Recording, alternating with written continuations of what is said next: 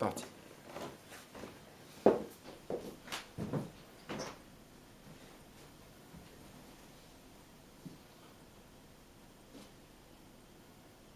Qu'est-ce qu'être en présence pour toi, Delphine?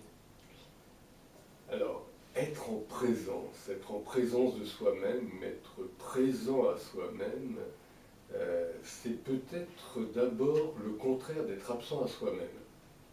Et nous connaissons tous la réponse que nous donnait à qui lui rendait visite Francesco Varela, c'est-à-dire, là, je reprends à peu près ses paroles, je te parle, et puis soudain, je suis amené à devoir sortir, je pars dans la rue, je ne sais même plus que j'étais avec toi.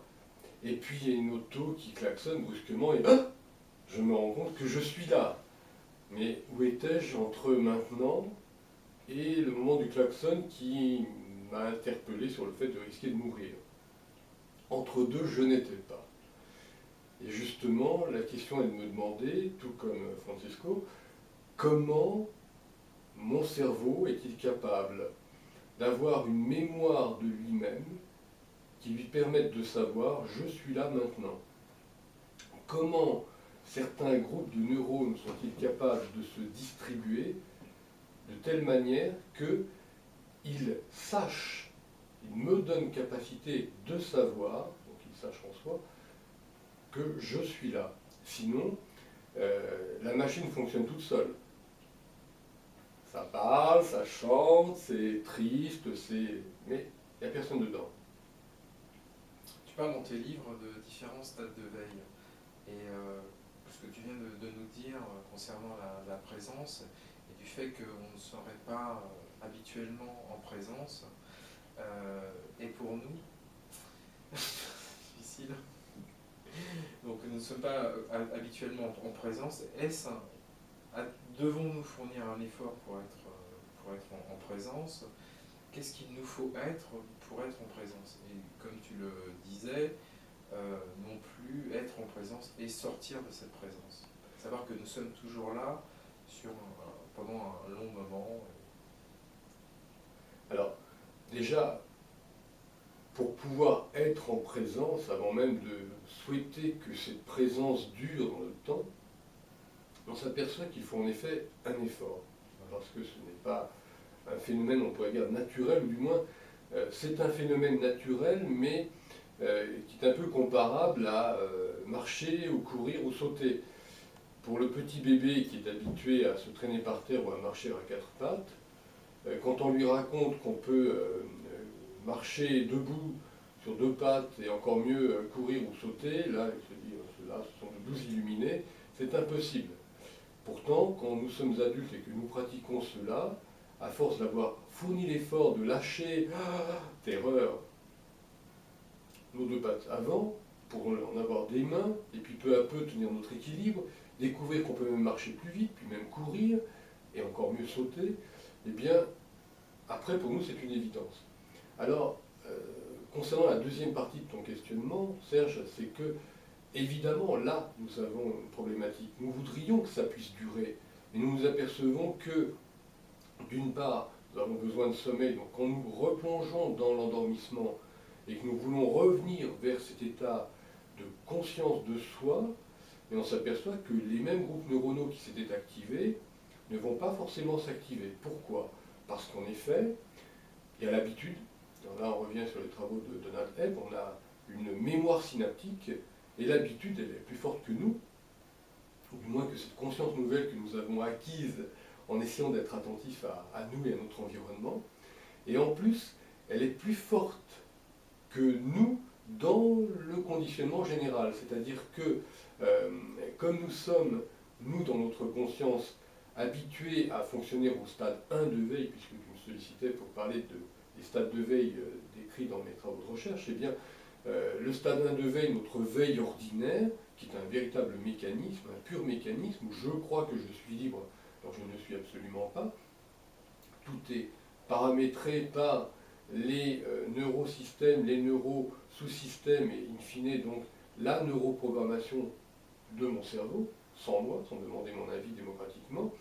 Moi je crois que je suis libre, mais c'est une pure illusion, et dès que j'arrive à un moment où je prends conscience, à la façon de Francesco, de me dire, mais comment se fait-il que là, maintenant, je suis conscient de moi, et puis tout à l'heure, j'étais conscient de moi, et entre deux, je n'étais pas. Eh bien, c'est ceux-là, c'est ces chocs-là, qui s'additionnent les uns aux autres, qui nous donnent l'envie de rappeler un deuxième stade de veille, où là, je prends conscience en tant qu'auto-observateur de moi-même. Et c'est à ce moment-là seulement que je vais commencer à avoir une accumulation de conscience et donc de rappel de mémoire, et au bout d'un moment, de capacité à me dire « Ah, je suis plus en présence qu'avant ». Comment sais-tu que tu es plus en présence qu'avant? Qu'est-ce qui te porte à penser qu'il y a plus de présence en toi? Donc, peux-tu nous parler de cette présence un peu plus précisément? Alors, tu nous donnes comme terme des termes un peu scientifiques de neurofonction. Donc, peux-tu nous donner quelques idées sur un travail en présence, en fonction, avec ce matériel qu'est les neurofonctions? Parler un petit peu des neurofonctions. tu vois que je parle des neurofonctions. Un travail de présence en fonction avec ces neurofonctions-là. Parce que la présence, telle que tu nous l'as décrit, et telle que beaucoup nous l'a décrit, c'est une présence globale. Donc en neuroconnectique, j'ai appris tout au long des années où j'ai travaillé avec toi, et je continue à travailler avec toi sur cette méthode, qu'il fallait travailler sur des précisions et donc des neurofonctions. Oui, alors en effet, si je constate que je pense, par exemple, il y a une pensée qui me traverse plus exactement, car si c'était je qui pensais, ce serait une autre vie, nous serions dans une autre société. Mais bon, dans le monde actuel, ça pense en moi. Je peux prendre conscience que ça pense en moi, que ça pense telle et telle pensée. Puis je peux, par exemple, m'apercevoir qu'au même moment qu'apparaissent ces pensées-là, il y a des sensations, ou des actions, des mouvements, dans ma machinerie biologique et psychologique. Donc là, dès l'instant où je commence à percevoir tout cela, voire même évidemment, je peux percevoir des émotions, auto-observer des émotions qui me traversent, et à ce moment-là, je peux me dire, mais ce mécanisme-là, ce phénomène que j'aperçois, que je perçois, que je capture, eh bien ce phénomène-là, il est justement le fruit de neurofonctions, de fonctions neuronales qui s'activent et qui, parce qu'elles sont en connexion les unes avec les autres, me permettent de prendre conscience de moi. C'est-à-dire que tant que je suis à être pris par une émotion, ah, je suis ému de ceci ou de cela, le jeu libre n'existe pas, il n'y a pas de liberté, il y a juste un automate qui se croit libre, quelle belle illusion, mais c'est tout. De même, si jamais je vois, j'ai une sensation, oh, intéressant, je constate des couleurs, des formes, ou bien une réflexion, je réfléchis, ou ça réfléchit en moi plutôt à tel ou tel processus. C'est très intéressant, mais ce processus qui se pense en moi, toujours pas moi, or, dès l'instant où j'en relie deux, connexion entre deux, donc je vois un processus et en même temps je réfléchis. Et je continue de garder les deux, puisqu'en général l'un remplace l'autre, notre cerveau est assez monotâche. Et je m'efforce là encore, je me demandais tout à l'heure si c'était un effort, oui là c'est un effort, de rester en double tâche. Donc je m'efforce de maintenir, je vois ceci, cela, et en même temps je garde la réflexion qui me traverse. Là, il y a connexion. Mais s'il y a connexion neuronale, il y a plus de présence dans moi-même. De même, si jamais, autre neurosous-système, je me trouve à observer, donc formes et couleurs pour commencer, visuel, donc les 3V4 s'activent, je vois, et à ce moment-là, il y a une émotion qui me traverse. Mais au lieu que ce soit l'émotion qui me bouleverse et qui s'accapare moi et je n'existe plus, non, puisqu'elle est tempérée, tamisée par la sensation, le je conscient apparaît au milieu en interface et va donc maintenir les deux, par cet effort toujours, double tâche, mais de ce fait va renforcer la présence que j'ai de moi-même. Et pour le troisième exemple, c'est évidemment si je me retrouve avec une connexion neuronale entre les neurones à réflexion et les neurones à émotion. Pareillement, ça réfléchit en moi, ceci, cela, ça pense en moi, et en même temps, une émotion vient me traverser, et j'attrape les deux, j'essaie de les maintenir en double tâche, et à ce moment-là, il y a accroissement de ma présence à moi-même. Et selon toi, Lanfil, comment pouvons-nous capturer nos mécanismes? Alors, déjà, capturer, comment pourrais-je dire, j'ai presque envie de dire capturer la mécanicité de nos mécanismes. C'est-à-dire, là, il y a un geste qui s'effectue dans ma machine biologique et psychologique avec une main qui tourne. Bon, chacun de nous a sa programmation. Alors il y a ceux qui vont, quand ils sont dans ma situation, répondant à une question, être comme ceci. D'autres qui vont être, au contraire, très agités. D'autres qui vont avoir une main qui tourne, ou bien une main qui s'installe, ou bien.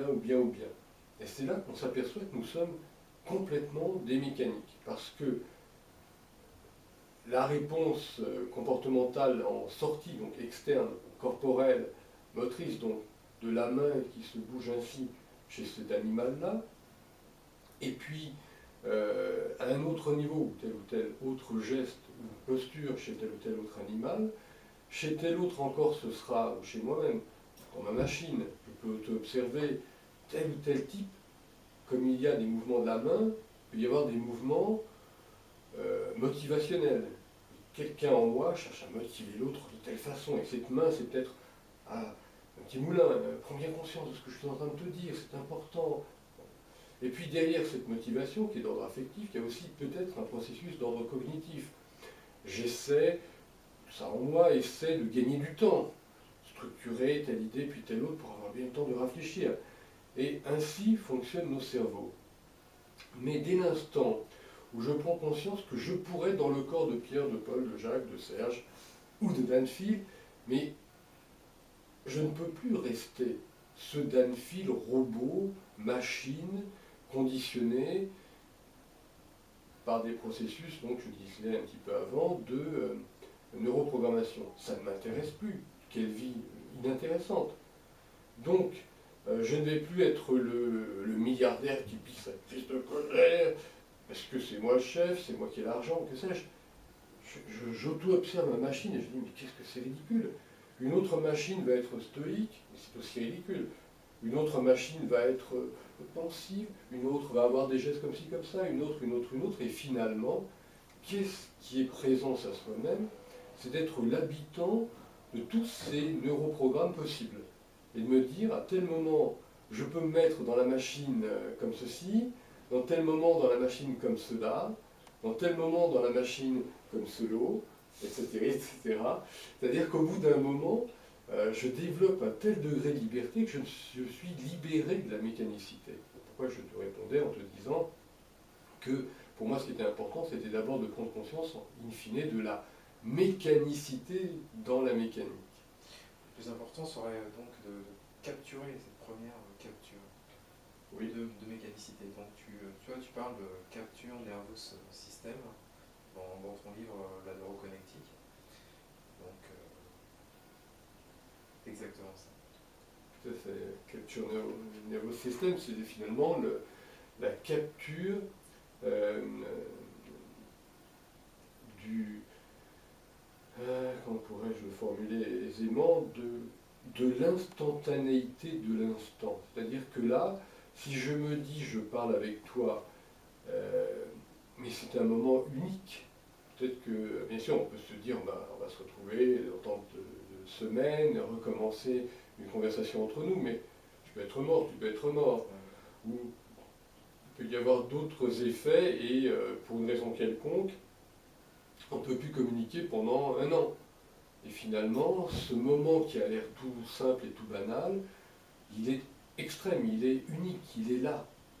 Donc si jamais nous sommes dans la façon de penser mécanique, il se pense en nous machinalement,